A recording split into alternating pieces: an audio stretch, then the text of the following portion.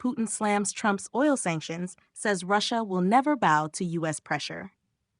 Moving on now to rising tensions between Washington and Moscow after the United States imposed new sanctions on Russia's two biggest oil companies. Responding to the sanctions, Russian President Vladimir Putin said that he would not bow to pressure from the West. President Putin called the sanctions an unfriendly act and said that they would not significantly impact Russia's economy. He, however, admitted that some losses were expected. Now regarding the new sanctions. First of all, there is nothing new here. Yes, they are of a serious nature for us. Of course, this is understandable, and they will have certain consequences. But still, they will not significantly affect our economic well-being. President Putin described the move as an attempt to pressure Russia and stated that no self-respecting country acts under pressure. Putin also warned that the restrictions could raise global oil prices and said that President Trump should think about who his administration is really working for.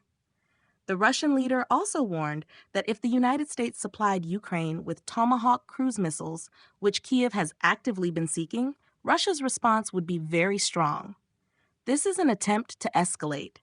But if these weapons are used to strike on Russia, the response will be very serious.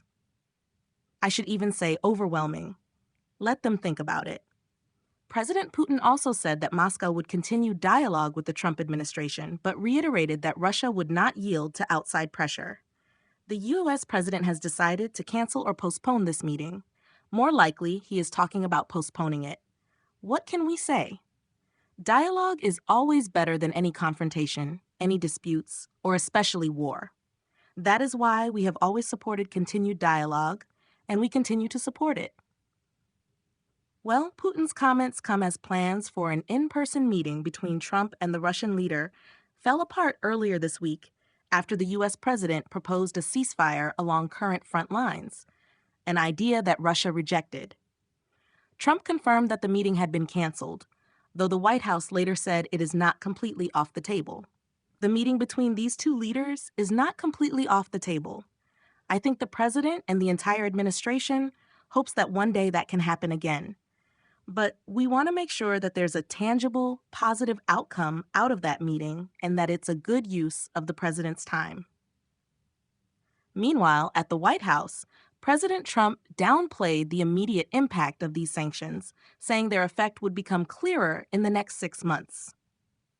He remarked that he was glad Putin felt confident, but added, and I quote, "Let's see how it all works out."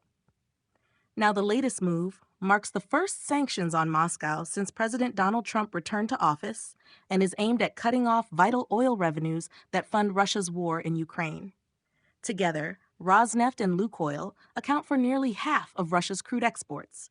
Following the announcement, global oil prices rose by almost 5%.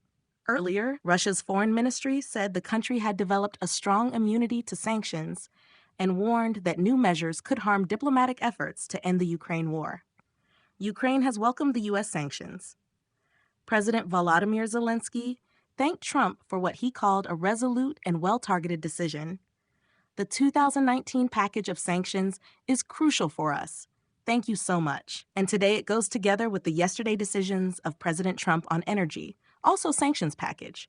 We waited for this. God bless. It will work. And this is very important.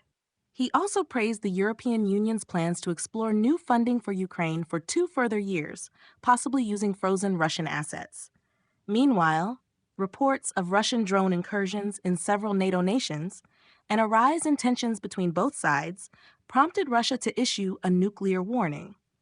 Russia's foreign ministry recently stated that tensions could increase further as some NATO members, in particular Poland, want to abandon restrictions on the deployment of nuclear weapons in their countries.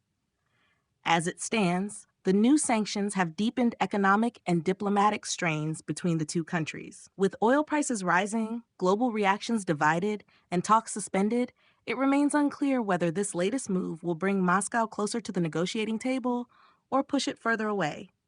Subscribe now for more updates. We appreciate your support.